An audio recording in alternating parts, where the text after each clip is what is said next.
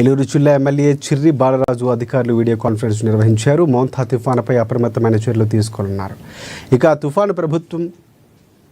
తుఫానుపై ప్రభుత్వం ముందస్తు అంచనాలతో సర్కారు విభాగాల సమన్వయంపై ఎమ్మెల్యే సమీక్షించారు. ఐటీడీఏ, ఆర్టీఓ, ఎంపీడీఓలతో వీడియో కాన్ఫరెన్స్ ద్వారా చర్చించారు. అత్యవసర పరిస్థితుల కోసం కంట్రోల్ రూమ్ ఏర్పాటు చేయాలని ఆదేశించారు.